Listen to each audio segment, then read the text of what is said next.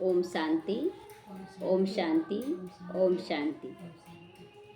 आज छठ पूजा है और छठ पूजा भी इसी संगम युग का निशानी है। संगम युग में ही शिव बाबा आते हैं और हम लोगों को भी ज्ञान नदियाँ बनाते हैं, ज्ञान गंगा बनाते हैं कि जाओ तुम बहो और सबको पावन बनाओ। ज्ञान से सबको पतित से पावन बनाओ। तो करने वाला ज्ञान सूर्य शिव बाबा है और हम लोगों को भरपूर कर रहा है। तो देखिए, हम लोग जो खाते पीते आए हैं नमक वाला, तो पहला दिन क्या होता है कि 2 टाइम खाना खाया जाता है, 3 टाइम तो नहीं खाया जाता। बहुत शुद्धता से पवित्रता से बनाया जाता है। उसके बाद फिर दूसरे दिन दिन भर कुछ नहीं, मीठा खाया जाता है। उसके बाद तीसरे दिन वो भी कुछ नहीं, और तब शिव बाबा को अर्घ दिया जाता है। उसी तरह यहाँ पर भी हम लोगों को त्याग तपस्या से ही हम लोग भगवान के चहीते बनेंगे, लाडले बनेंगे और विश्व अधिकारी बनेंगे। तो देखिए, वहाँ पर नदियों में क्या होता है कि एक करने वाली होती है और कितने लोग उनके अर्घ देने वाले हो जाते हैं। तो हम लोग वही एक बच्चा तैयार हो रहे जो छठ कर रही हैं, वो एक बच्चा, तो वो कुछ समय के लिए पवित्र हैं और हम लोग हमेशा के लिए पवित्रता धारण कर रहे हैं इस पूरे संगम युग के लिए। तो इसलिए इस छठ का पूरा पूरा महत्व इस हम लोगों की इस संगम युग से जाता है। ज्ञान सूर्य शिव बाबा, ज्ञान गंगा और हम लोगों की पवित्रता का ये जो व्रत है हम लोगों का, उससे जुड़ा हुआ है ये। ओम शांति। बाबा कह रहे हैं, मीठे बच्चे, शिव बाबा आया है तुम्हारे सब भंडारे भरपूर करने के लिए। बाबा कितना सुंदर पहला ही वरदान दे दिया ना कि तुम्हारे सारे भंडारे भरपूर करने आया है। कहा भी जाता है ना कि भंडारा भरपूर, भोलेनाथ का भंडारा भरपूर है, भरपूर काल कंटक दूर। मतलब जितना दुख बीमारी अशांति सब दूर हो जाता है बाबा के साथ चलने से। प्रश्न है, ज्ञानवान बच्चों की बुद्धि में किस एक बात का निश्चय पक्का होगा? ज्ञानवान जो बच्चे अच्छे से ज्ञान को समझ रहे हैं उनके अंदर ये पक्का होगा। कौन सी बात? उत्तर, उन्हें दृढ़ निश्चय होगा कि हमारा जो पाठ है वह कभी घिसता मिटता नहीं है। अभी हम लोग संगम युग पे जो भी पाठ बजा रहे हैं वो घिस नहीं रहा है, वो बल्कि तैयार हो रहा है हमारा स्थिति से। तो मुझ आत्मा में 84 जन्मों का अविनाशी पाठ नूंधा हुआ है। यही बुद्धि में ज्ञान है तो वो ज्ञानवान है। अगर ये बुद्धि में ज्ञान है कि हम 84 जन्मों का लिख रहे हैं भाग्य और नूंधा हुआ है मेरे अंदर, केवल इमर्ज और मर्ज का खेल है, तो बाबा कहता है वैसे बच्चे ज्ञानवान है जो अच्छी तरह से आगे बढ़ रहे हैं। नहीं तो सारा ज्ञान बुद्धि में उड़ जाता है। अगर ज्ञान भी सुन रहे हैं तो कोई फायदा नहीं, वो उड़ जाता है ज्ञान, मतलब याद ही नहीं रहेगा। ओम शांति। बाप आकर रूहानी बच्चों के प्रति क्या कहती हैं, क्या सेवा करती हैं? इस समय बाप ये रूहानी पढ़ाई पढ़ाने की सेवा करते हैं। बाप आकर रूहानी बच्चों के प्रति क्या कहते हैं और क्या सेवा करते हैं? तो इस समय बाबा आकर हम लोगों को पढ़ाई पढ़ाता है। यह भी तुम जानते हो, बाप का भी पाठ है, टीचर का भी पाठ है और गुरु का भी पाठ, तीनों साथ साथ चल रहा है। बाप के रूप में इसी जन्म में पालना दे रहा है संगम युग पर, और टीचर के रूप में पढ़ाई भी इसी जन्म में दे रहा है। टीचर के रूप में पढ़ाई भी इसी जन्म में दे रहा, और गुरु बनकर हमें साथ इसी जन्म में लेकर जाएगा, अब नहीं। तो तीनों पाठ अच्छा बजा रहे हैं। तुम जानते हो वह बाप भी है तो सदगति देने वाला गुरु भी है, और सबके लिए सदगति देने के लिए तो सबके लिए है ना। जितनी भी आत्माएं हैं, चाहे वो ज्ञान में हो चाहे भक्ति में, सबको बाबा ले जाएगा। तो छोटे बड़े बूढ़े जवान सबके लिए एक ही है, सुप्रीम बाप सुप्रीम टीचर बेहद की शिक्षा देती हैं। तुम कॉन्फ्रेंस में भी ये सब समझा सकते हो कि हम सब की बायोग्राफी को जानते हैं। बाबा हम लोगों को नशे से बोलने बोलता है कि हम लोग देवी देवता हो चाहे शिव बाबा हो, सब की बायोग्राफी को जानते हैं। परमपिता परमात्मा शिव बाबा की जीवन कहानी को भी हम लोग जानते हैं। नंबरवार सब बुद्धि में याद रहना होना चाहिए। सारा विराट रूप जरूर बुद्धि में रहता होगा ना। विराट रूप कैसे हम देवता बने, कैसे क्षत्रिय, कैसे वैश्य, कैसे शूद्र बने, ये है हमारा विराट रूप। और उसके पहले हम लोग ब्राह्मण बने, तो ब्राह्मण चोटी को तो गायब कर दिया है, लेकिन हम लोगों को सारा विराट रूप अच्छे से बताना है। तो बाबा कहता है कि हम लोगों का पूरा मतलब बायोग्राफी क्या है, ब्राह्मण, देवता, क्षत्रिय, वैश्य, शूद्र, सबका बायोग्राफी हम लोग जान गए हैं। तो बाबा कहता है तुम सबको समझाओ जीवन कहानी, नंबरवार सबकी बुद्धि में ये विराट रूप आएगा। अभी हम ब्राह्मण बने हैं, फिर हमें देवता बनेंगे, हम ही देवता बनेंगे, फिर हम ही क्षत्रिय वैश्य और शूद्र भी बनेंगे। तो यह बच्चों को याद रहना चाहिए, हमेशा याद रहना चाहिए। सिवाय तुम बच्चों के और किसी को भी ये बातें याद नहीं होंगी। हम लोगों को याद रहने का निशानी क्या है कि हम लोग स्वीकार करेंगे, और जो नहीं आए हैं वो स्वीकार ही नहीं करेंगे, ये केवल कल्पना है सो बोलेंगे। लेकिन हम लोग आए हैं ना, तो हम लोगों को याद आएगा। तो उत्थान और पतन का सारा राज बुद्धि में रहे। हम उत्थान में थे, फिर पतन में आ गए। हम कितने उत्थान में थे कि सतयुग में राजपाट था हमारा, और अभी तो कलयुग में भी राजपाट नहीं है, कुछ भी नहीं है। तो अब बीच में है, शूद्र भी नहीं अभी है, और ना ही हम देवता है, पूरे ब्राह्मण भी नहीं बने हैं। पूरे ब्राह्मण बनना माना देवता के रूप में आ जाना। तो अभी हम पूरे ब्राह्मण नहीं बने, अभी हाफ कास्ट ब्राह्मण हैं। अगर अभी पक्के ब्राह्मण हो तो फिर शूद्र पने की एक्ट ना हो, कुछ भी शूद्र पने का एक्ट नहीं होना चाहिए। जो घड़ी घड़ी उदास हो जाते हैं, निराश, ये भी शूद्र पने का निशानी है। संपूर्ण ब्राह्मण बनना, संपूर्ण फरिश्ता बन जाना।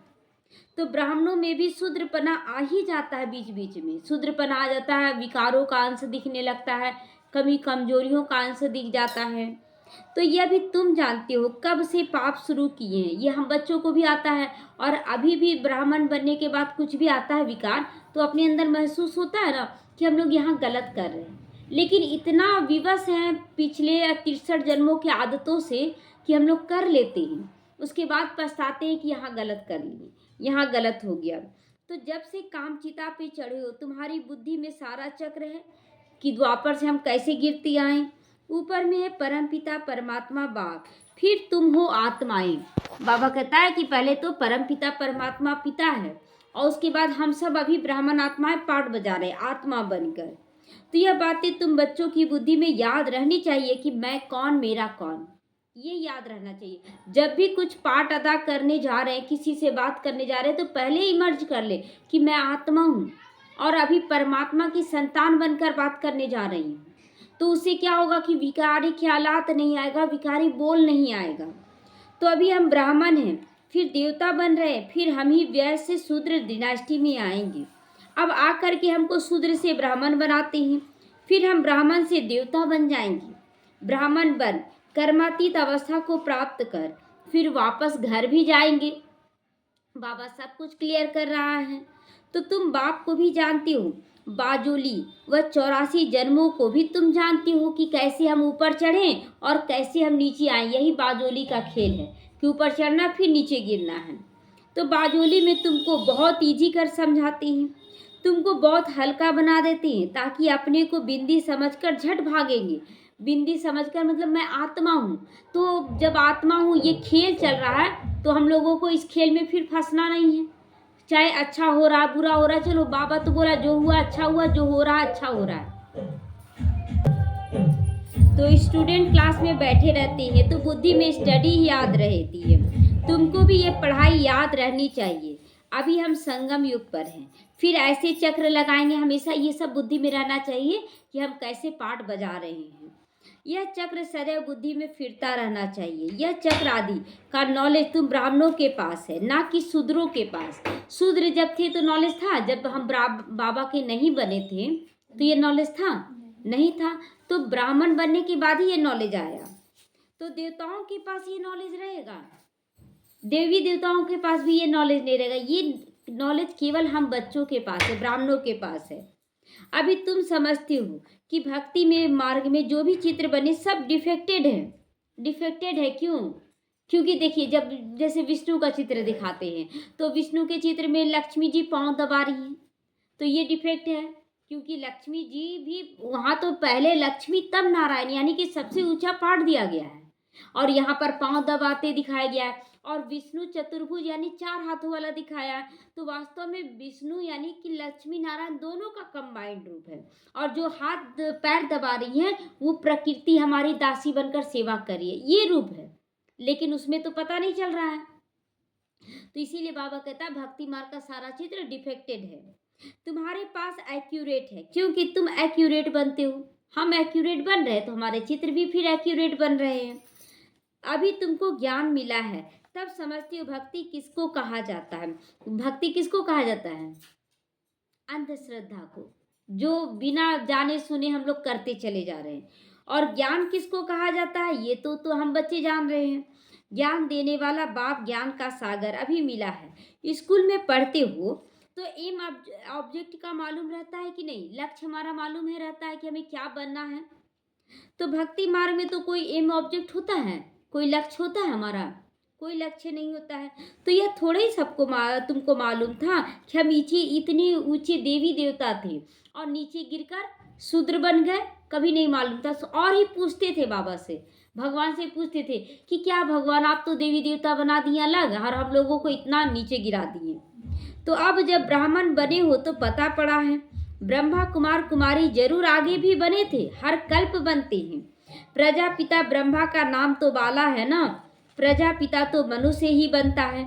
उनके इतने ढेर बच्चे जरूर एडॉप्टेड होंगे, कोख द्वारा तो जन्म नहीं लिया होगा। इतना सारा बच्चा, 33 करोड़ बच्चा तो कोख से जन्म लेगा, सब एडॉप्टेड है। तो आत्मा के रूप में तो सब भाई भाई हो। अभी तुम्हारी बुद्धि कितनी दूर चली जाती, कहाँ तक चली जाती है? परम धाम चली जाती है, सूक्ष्मतन चली जाती है, वैकुंठ चली जाती है। तो तुम जानते हो जैसे ऊपर में स्टार्स खड़े हैं, दूर से कितने छोटे दिखाई देते हैं। जब लोग जाते हैं ऊपर में स्टार में तो बड़ा बड़ा है बहुत, लेकिन यहाँ से देखने से एकदम छोटा सा स्टार नजर आता है। तो तुम भी बहुत छोटी सी आत्मा हो, इसी का प्रतीक है वो। और शरीर बड़ा है, आत्मा एकदम बिंदी है और शरीर बड़ा है। आत्मा कभी छोटी बड़ी नहीं होती है। हाँ, तुम्हारा मर्तबा ऊंचा होता है, स्थिति ऊपर हो जाती है। उसको भी सूर्य देवता चंद्र देवता कहते हैं। सूर्य बाप और चंद्रमा माँ, यानी कि ब्रह्मा बाबा, ये चंद्रमा है। बाकी आत्माएं सब नक्षत्र सितारे हैं। तो आत्माएं सब एक जैसी छोटी हैं, यहाँ पर आकर पाठधारी बनती है। यहाँ जब आते हैं तो शरीर में पाठधारी बनती हैं। देवताएं तो तुम ही बनते हो। हम बहुत पावरफुल बन रहे हैं। हम कितने पावरफुल बन रहे हैं कि अभी इतने कमजोर थे और सारी दुनिया के मालिक बन जाते हैं, तो पावरफुल हुए ना। बाप को याद करने से हम सत्तो प्रधान देवता बन जाएंगे। नंबरवार थोड़ा थोड़ा फर्क तो रहता है ना। अब देखिए इतने सारे बच्चे हैं लेकिन पढ़ रहे नंबरवार एक ही पढ़ाई में, तो थोड़ा थोड़ा मर्तबा का अंतर हो जाएगा। कोई आत्मा पवित्र बनकर सतो प्रधान देवता बन जाती है, कोई आत्मा पूरा पवित्र नहीं बनती। ज्ञान तो जरा भी नहीं जानती, कोई ज्ञान बिल्कुल भी नहीं जानती। बाप ने समझाया है, बाप का परिचय तो जरूर सबको मिलना चाहिए। बाप ने समझाया कि बच्चे सबको परिचय दो। पिछाड़ी में बाप को जानेंगे ना, विनाश के समय सभी को पता पड़ता है कि बाप आया हुआ। लास्ट में सबको पता पड़ जाएगा कि बाप आया हुआ है। अभी भी कोई कहते कि भगवान जरूर कहीं आया हुआ है, पता पड़ता है, अनुभव होता है, परंतु पता नहीं कहाँ आया हुआ है। समझते हैं कोई भी नाम रूप में आ जाएगा, सोचते कि बोलते ना कि पता नहीं किस रूप में नारायण मिल जाएंगे, तो सोचते कि कोई रूप में आ जाएगा। मनुष्य मत तो बहुत है ना, तुम्हारी है एक ही ईश्वरीय मत। हम किसकी मत पे चल रहे? केवल भगवान की मत पर। तो तुम ईश्वरीय मत पर चलकर देवी देवता बन जाते हो। तो ईश्वरीय मत से क्या बन जाते हैं? एक है मनुष्य मत जिससे शूद्र बन गए, और दूसरी है ईश्वरीय मत, और तीसरी है देवता मत। तो वो तो सतयुग में होगी। देवताओं को भी मत किसने दी? देवताओं को मत किसने दी? शिव बाबा ने। इस समय जो संस्कार लेकर जा रहे हैं ना, वही मर्ज होगा। तो बाप ने दी, तो बाप की श्रीमत है श्रेष्ठ बनाने वाली। श्री श्री बाप को ही कहेंगे, ना कि मनुष्य को। श्री श्री आकर ही श्री बनाते हैं। श्री श्री यानी श्रेष्ठ से श्रेष्ठ श्री बाबा आकर हमें भी श्रेष्ठ बनाता है। देवताओं को श्रेष्ठ बनाने वाला बाप ही है, उनको श्री श्री कहेंगे। बाप कहते हैं मैं तुमको ऐसा लायक बनाता हूँ। उन लोगों ने तो फिर अपने पर श्री श्री टाइटल रख लिया है। लोग रख लेते ना श्री श्री 108 जगत गुरु, कितना बड़ा टाइटल रख लेते अपने ऊपर। तो कॉन्फ्रेंस में तुम ये सब बातें समझा सकते हो, डरना नहीं है हम लोगों को। तुम ही समझाने के लिए निमित्त बने हुए हो। बाबा कह रहा तुम ही समझा सकते हो, तुम ही निमित्त हो। श्री श्री तो एक ही शिव बाबा है जो ऐसा श्रेष्ठ देवता बनाते हैं। वो लोग तो शास्त्र आदि को की पढ़ाई पढ़कर टाइटल ले आते हैं, तुमको तो श्री श्री बाप श्री यानी श्रेष्ठ बना दे रहे हैं, देवी देवता बना दे रहे हैं। यह है ही तमो प्रधान भ्रष्टाचारी दुनिया। भ्रष्टाचार से जन्म लेते हैं, कहाँ बाप का टाइटल और कहाँ पतित मनुष्य अपने ऊपर टाइटल रख लेते हैं। तो सच्ची सच्ची श्रेष्ठ महान आत्माएं तो देवी देवता है ना। सतु प्रधान दुनिया में कोई भी तमो प्रधान हो न सके। जब सतयुग आएगा तो कोई भी तमो प्रधान मनुष्य नहीं होगा। रजो में रजो मनुष्य ही रहेंगे, ना कि तमोगुणी। वर्ण भी गाए जाते ना, सतयुग में केवल सतयुगी, और चंद्रवंशी में जो सतयुगी थे वो भी चंद्रवंशी बन जाएंगे। फिर रजोगुनी में आएंगे तो सब रजो बन जाएंगे, कोई सतयुगी त्रेता युगी नहीं रहेगा। तो अभी तुम समझते हो, आगे भी हम कुछ नहीं समझते थे, पहले तो नहीं समझते थे। अब बाप कितना समझदार बनाते हैं, तुम कितना धनवान बनते हो। शिव बाबा का भंडारा भरपूर है, तो हम सब कैसे बन जाएंगे, एकदम भरपूर हो जाएंगे। तो शिव बाबा का भंडारा कौन सा है, अविनाशी ज्ञान रत्नों का भंडारा। तो शिव बाबा का भंडारा भरपूर, काल कंटक दूर। जब हम ज्ञान से समझ लेते हैं तो सारा जो हमारा किया हुआ विक्रम उसको खत्म कर लेते हैं। तो बाप तुम बच्चों को ज्ञान रत्न देते हैं, खुद है सागर, तो ज्ञान रत्नों का सागर भर भर कर दे रहे हैं।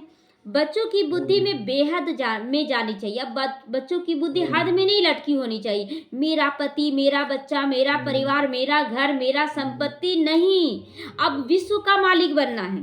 तो इतनी करोड़ आत्माएं सब अपने अपने शरीर रूपी तख्त पर विराजमान हैं। यह बेहद का नाटक है। आत्मा इस तख्त पर विराजमान है। तख्त एक न मिले दूसरे से, तख्त मिल रहा है, किसी का शरीर मिल रहा है, किसी से नहीं मिल रहा है। सबके फीचर्स अलग अलग है, इनको कहा जाता है कुदरत। यही कुदरत है कि कितना अलग अलग है सब कोई, हर एक का एक जैसा कैसा अविनाशी पाठ है ना। चलना भी अलग हो जाता है, और यहाँ तक कि बोलना अलग हो जाता है, आवाज़, ये सब कुछ अलग होता है। तो इतनी छोटी सी आत्मा में देखो 84 का रिकॉर्ड भरा हुआ है कि हर जन्म इसी ढंग से आएंगे, अलग अलग। तो अति सूक्ष्म है, इसमें सूक्ष्म वंडर कोई नहीं हो सकता। इतना सूक्ष्म वंडर है कहीं दिखता है, इतना सूक्ष्म वंडर। इतनी छोटी सी आत्मा में सारा पाठ भरा हुआ है, जो यहाँ ही पाठ बजाती है। सूक्ष्मतन में कोई पाठ बजाती नहीं, सूक्ष्मतन में कोई पाठ नहीं होता, वो तो साक्षात्कार के लिए बनाया गया है। तो बाप कितनी अच्छी रीति समझाती हैं। बाप द्वारा तुम सब कुछ जान जाती हो। यहाँ नॉलेज है, यही नॉलेज है, यही समझ है।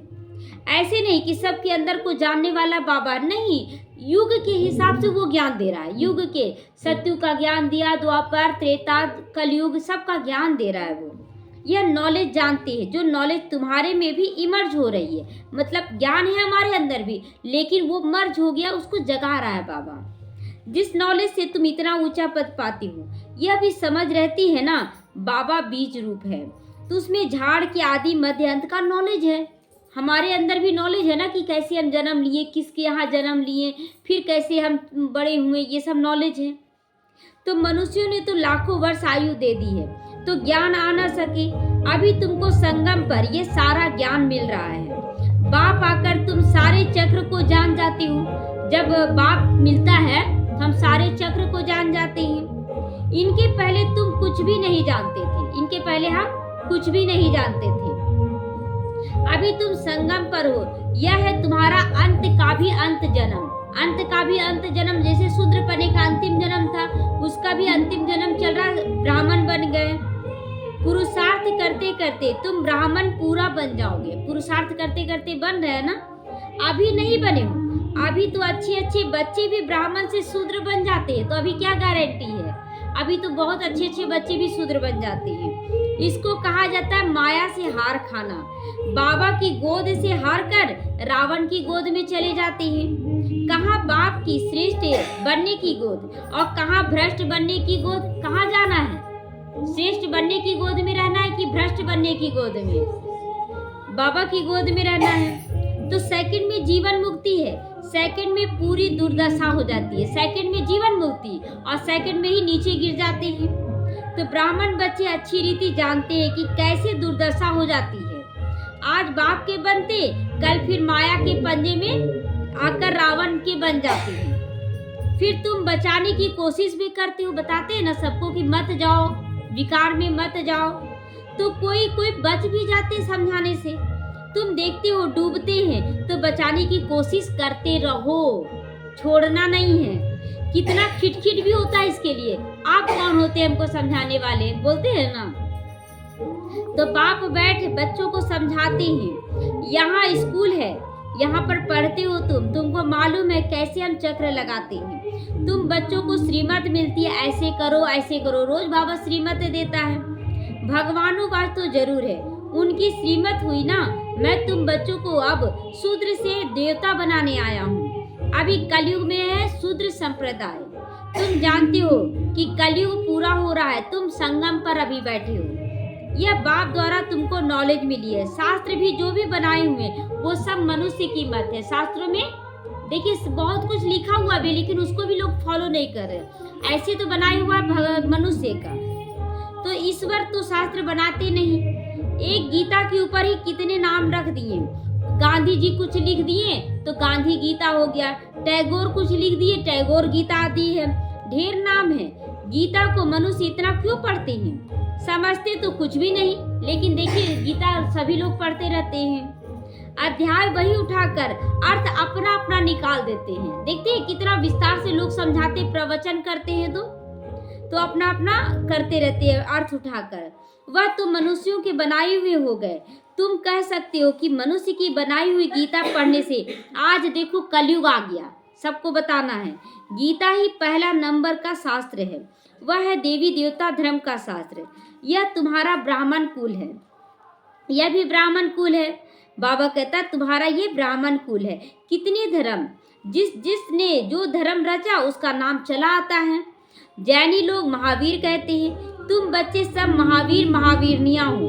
तुम्हारा मंदिर में यादगार है, राजयोग है ना, तो नीचे योग तपस्या कर रहे, जड़ों में अभी हम लोग तपस्या कर रहे हैं। ऊपर में रजाई का चित्र है, राजयोग का एक्यूरेट मंदिर है। फिर कोई ने नाम रख दिया, कोई ने क्या नाम रख दिया, जैसे कि बुद्ध आए तो कोई बोल दिया कि बुद्ध के नाम पे बौद्ध रख दो, कोई क्राइस्ट आया तो क्रिश्चियन रख दिया गया। तो बिल्कुल यादगार एक्यूरेट बना हुआ है सबका, बुद्धि से काम लेकर ठीक बनाया है। फिर जिसने जो नाम रख दिया वो चला आया। ये मॉडल रूप बनाया है। स्वर्ग और राजयोग संगम युग पर बनाया हुआ है।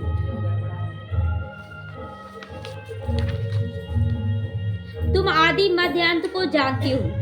आदि को तुमने देखा है, आदि को भी तुमने देखा है। बाबा क्लियर कर रहा है कि हम लोग आदि को देख कर आए, मतलब सत्यु को देखते हुए आए हैं। आदि संगम युग को कहो या सत्यु को कहो, दोनों ही है। संगम युग को सीन नीचे दिखाते, संगम युग का सीन कहाँ दिखाते? नीचे। क्यों? क्योंकि पेड़ की जड़ है हम लोग, कल्प वृक्ष की जड़ है। फिर रजाई ऊपर में दिखाते, ऊपर में दिखाते हैं। तो सतयुग आदि, फिर मध्य में है द्वापर, अंत में तुम देखते हो यह सब खत्म हो जाना है, पूरा यादगार बना हुआ है। देवी देवता ही फिर वाम मार्ग में जाते, काम विकार में पहले जाएंगे। द्वापर में वाम मार्ग शुरू होता है। यादगार बिल्कुल एक्यूरेट बना हुआ है।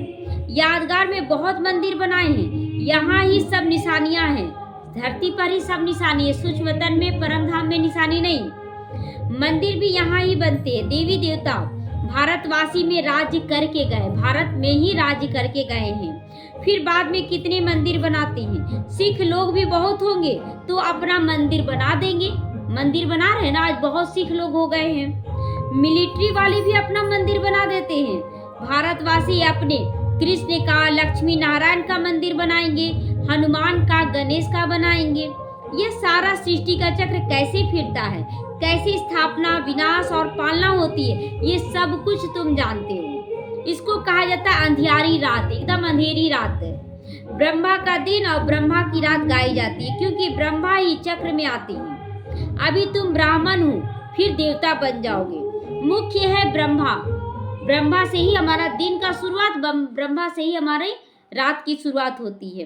तो ब्रह्मा को रखे या विष्णु को, नाम वही है, नाम केवल अलग कर दिया गया लेकिन वही है। ब्रह्मा है रात और विष्णु है दिन। तो वही रात से फिर दिन में आती हैं, दिन से फिर 84 जन्म के बाद रात में आ जाती हैं। कितना सहज समझानी है ना। तो यह भी पूरा याद नहीं कर सकते, पूरी रीति नहीं पढ़ते तो नंबरवार पुरुषार्थ अनुसार पद पाते हैं। जितना याद करोगे सतो प्रधान बनोगे। सतो प्रधान सो भारत तमो प्रधान बनता है। सतो प्रधान से ही करते करते भारत भी तमो प्रधान बन जाता है। बच्चों को कितना ज्ञान है, यह नॉलेज सिमरनी चाहिए ना। दिन रात हमें इस नॉलेज को अंदर में चलाना चाहिए। यह ज्ञान है नई दुनिया के लिए जो बेहद का बाप आकर देते हैं। सब मनुष्य बेहद के बाप को याद करते हैं, चाहे अल्लाह गॉड चाहे जिस रूप में भी याद करें, याद तो करते हैं। अंग्रेज लोग भी कहते हैं oh godfather liberator guide. Guide का अर्थ भी तुम बच्चों को समझ में आ रहा कि कैसे गाइड बनकर रास्ता दिखा रहे हैं। तो बाप आकर दुख की दुनिया आयरन एज से निकालकर गोल्डन एज में ले जाते हैं। कहाँ हम शूद्र से देवता बन रहे हैं, तो गोल्डन एज जरूर पास होकर गया है। तब तो याद करते हैं ना। तुम बच्चों को अंदर में बहुत खुशी होनी चाहिए कि हम फिर से देवी देवता धर्म में जा रहे हैं। दैवी कर्म अब करना चाहिए, देने का संस्कार जागृत करना है। अच्छा, मीठे मीठे सीखी लदे बच्चों प्रति माता पिता बाप दादा को याद प्यार और गुड मॉर्निंग। रूहानी बाप की रूहानी बच्चों को नमस्ते। हम रूहानी बच्चों की रूहानी माता पिता बाप दादा को याद प्यार गुड मॉर्निंग और नमस्ते नमस्ते। शुक्रिया बाबा शुक्रिया। धारणा के लिए आज मुख्य सारे बाप से जो अविनाशी ज्ञान रत्नों का अखुट खजाना मिल रहा है उसे सदा स्मृति में रखो तो बेहद में ले जाना है। बाबा कहता है ये अखूट खजाना अब बेहद में ले जाना, हद में नहीं फंसना है। इस बेहद के नाटक में कैसे आत्माएं अपने अपने तख्त पर विराजमान है, इस कुदरत को साक्षी होकर देखना है कि सब अपना अपना पार्ट अदा कर रहे हैं। सदा बुद्धि में याद रहे कि हम संगम युगी ब्राह्मण हैं। हम कभी ये बात ना भूले, माया बड़ी सूक्ष्म है, वो आपको खींचेगी लेकिन हमें नहीं खिंचाना है।